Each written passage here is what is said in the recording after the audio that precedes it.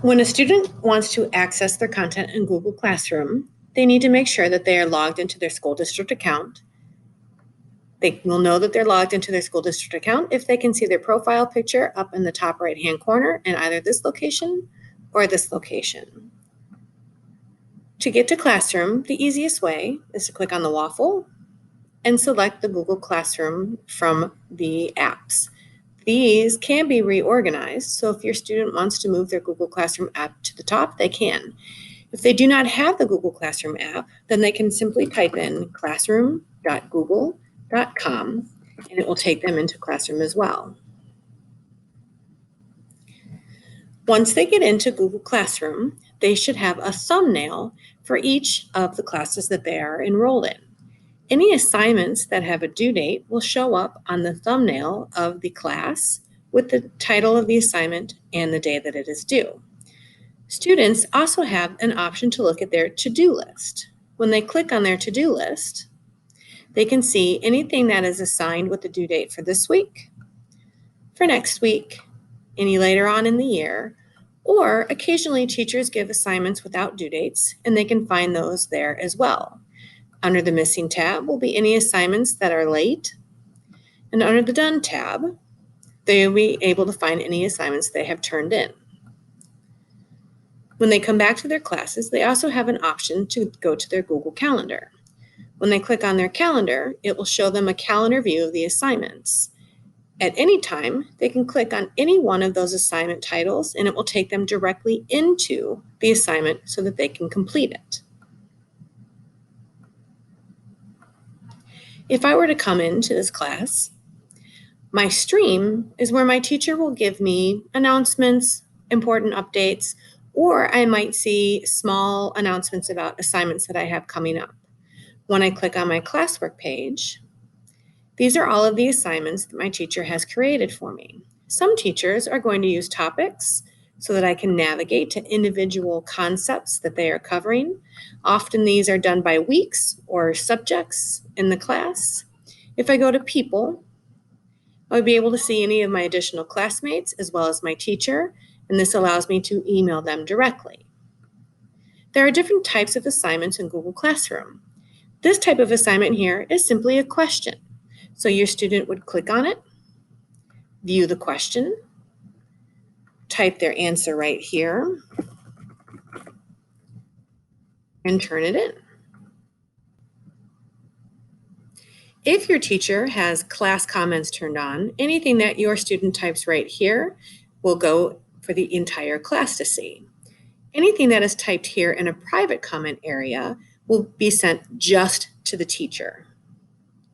If I come back into the classwork, another type of question or assignment that I might have is an assignment where my teacher wants me to interact with content that they have provided for me. So in this case, my teacher has created a digital notebook that they want me to work with. So I would click View Assignment. Over here, this is the work that has been assigned to me. The teacher has created it so that I may work right on what they've given me. As the student, I can come in here and I can type and change anything that is on the page. As I continue through, I might have the need to add more content. Your students have the ability with their Chromebooks to add videos and pictures to their assignments on here. But as I continue working, any changes that I make on these items will be shown up on my teacher side, so she will be able to see how I am progressing. When I am finished, I can turn in my assignment, which means that I can no longer write on that assignment, or I can leave it without turning in. This particular one does not have a due date, so I don't necessarily have to turn it in. It's something that my teacher is going to expect me to continue working on.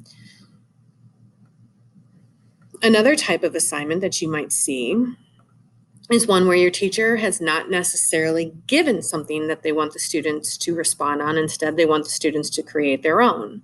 So when I go in and I view the assignment, I see the directions are right here. My teacher has asked me to create a Google slide.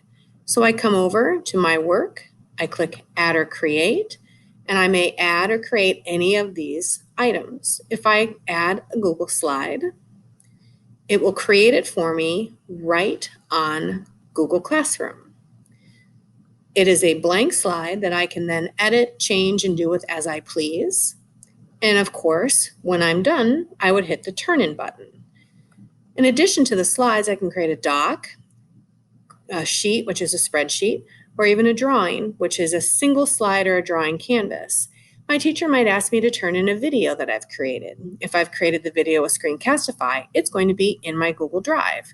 If I click on my Google Drive, any content that is there can easily be added. So here's me in my mask. I'm going to go ahead and upload that as well. And then I turn it in.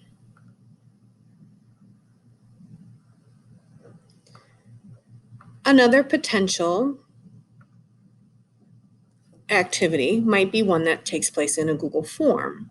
So when the student clicks on the assignment, they will see they simply fill out the entire form here and they submit it.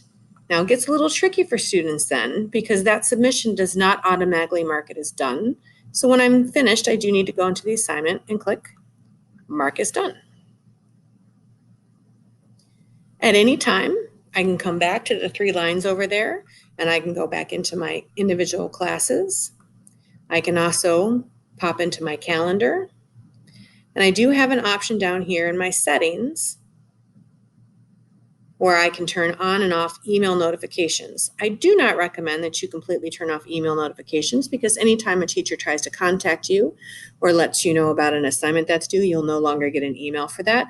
Instead, I might just turn off the things that I don't necessarily need to see, maybe comments on my posts, and that sort of information, but that is an option for students who are overwhelmed by the amount of email that they are getting.